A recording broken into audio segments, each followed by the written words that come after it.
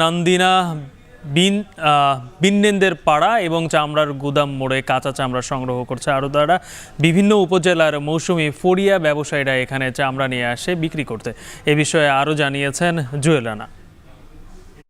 দ্বিতীয় দিনেও জামালপুরে বেশ জোরে সোরেই চামড়া সংগ্রহ কার্যক্রম চলছে। আমরা সকাল থেকেই জামালপুরের বেশ কয়েকটি চামড়ার আড়ত ঘুরে দেখেছি। সেখানে দেখেছি মৌসুমী ব্যবসায়ী এবং ফরিয়ারা গ্রাম থেকে চামড়া সংগ্রহ করে সেই চামড়াগুলো এই আড়তগুলোতে নিয়ে আসছে, তারা এখানে চামড়াগুলো বিক্রি করে যাচ্ছে। অর্থাৎ আমরা ব্যবসায়ী এবং মৌসুমী ব্যবসায়ী এবং আড়তদারদের সাথে কথা বলেছি। তারা জানিয়েছে তারা প্রতিটি চামড়া গ্রাম থেকে একটি গাভীর চামড়া 400 থেকে 500 টাকা সংগ্রহ করেছে, আর ষাঁড় গরুর চামড়া 500 থেকে 800, 900, 1000 টাকাও চামড়াগুলো সংগ্রহ করেছে। অর্থাৎ এই চামড়াগুলো এই আড়তগুলোতে নিয়ে এসে তারা বিক্রি করছে। তবে চামড়া বিক্রি নিয়ে ক্রেতা এমনকি বিক্রেতার, আড়তদার এমনকি মৌসুমী ব্যবসায়ীদের একটি মিশ্র প্রতিক্রিয়া রয়েছে। তারা আসলে না জেনে অনেকটা বেশি দামে গ্রাম থেকে চামড়া সংগ্রহ করছে, সেখানে এসে এই আড়তে বিক্রি করতে আসে কিছুটা তারা বিপাকে পড়তে হচ্ছে। আর এখানকার যে আড়তদার রয়েছে তারা জানিয়েছে তাদেরকে এই চামড়া প্রক্রিয়াজাত করতে তাদের একটি চামড়ার পিছনে 200 থেকে 300 টাকা খরচ হচ্ছে। অর্থাৎ তারা একটি ষাঁড় গরুর চামড়া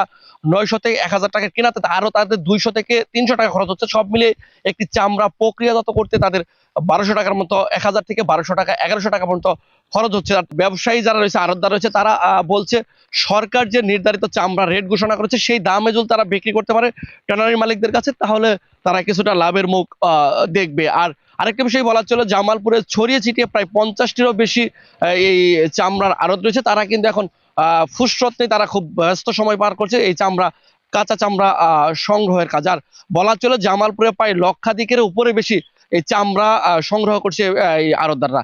এই ছিল জামালপুর থেকে চামড়া কাঁচা চামড়া সংগ্রহের কেনাবেচার সর্বশেষ তথ্য।